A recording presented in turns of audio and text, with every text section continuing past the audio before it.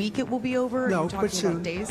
I think soon. Okay, and with respect Very soon. Everything they have is gone, including their leadership. This is a war imposed on us, and what we are doing is only defending ourselves. We are facing an act of aggression which is absolutely illegal. Hormuz প্রণালী বন্ধ করলে ইরানে হামলা বাড়বে 20 ভাগ। ট্রাম্পের হুমকির পর বিশ্ববাজারে কমল জ্বালানি তেলের দাম।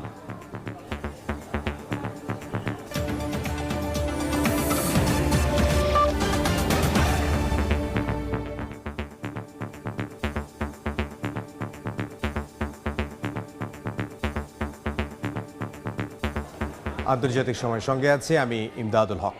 যুক্তরাষ্ট্র ও ইসরায়েলের যৌথ হামলায় রাত ভোর কেঁপেছে তেহরান সহ ইরানের বিভিন্ন শহর। আবাসিক এলাকায় ভয়াবহ হামলায় অন্তত 40 জন নিহত হয়েছেন। ইরানের আরেকটি স্কুলে আঘাত এনেছে মার্কিন ক্ষেপণাস্ত্র। লেবাননে নতুন করে আক্রমণে 7 জনের মৃত্যু হয়েছে। পাল্টা হামলা চালিয়েছে ইরানও। এরই মধ্যে যুদ্ধ শিগগিরই শেষ হবে বলে মন্তব্য করেছেন মার্কিন প্রেসিডেন্ট ডোনাল্ড ট্রাম্প। যদিও যুদ্ধ কখন শেষ হবে তা ঠিক করবে ইরান বলে জানিয়েছে ইসলামী বিপ্লবী গার্ড IRGC। আর যুক্তরাষ্ট্রের সঙ্গে কোনো আলোচনা হবে না বলে সাফ জানিয়েছেন ইরানের পররাষ্ট্রমন্ত্রী আব্বাস আরাকচি।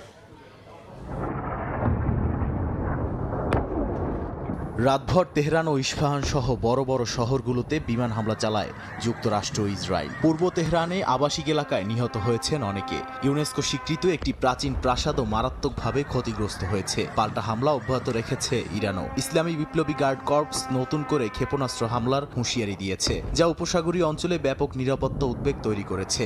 ইরানের ড্রোন ও ক্ষেপণাস্ত্র প্রতিহতের দাবি করেছে বাহরাইন, সৌদি আরব, কুয়েত, কাতার ও তুরস্ক।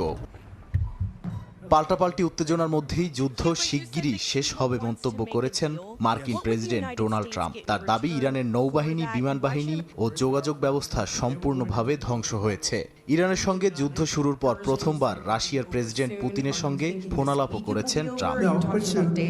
I think soon. Okay, and with respect Very soon. Look, everything they have is gone, including their leadership. যুদ্ধবন্ধ নিয়ে মার্কিন প্রেসিডেন্টের এমন বক্তব্যের জবাবে ইরানের ইসলামী বিপ্লবী গার্ড বাহিনী হুঁশিয়ারি দিয়ে জানিয়েছে, সংঘাত কবে বন্ধ হবে তা ঠিক করবে তেহরান। এরই মধ্যে যুক্তরাষ্ট্রের সঙ্গে কোনো সমঝোতা হবে নয় বলে আবার জানিয়েছেন দেশটির পররাষ্ট্রমন্ত্রী আব্বাস আরাকচি। আমরা এমন এক আগ্রাসনের মুখোমুখি হয়েছি যা সম্পূর্ণ অবৈধ। আমাদের উপর জোর করে যুদ্ধ চাপিয়ে দেওয়া হয়েছে।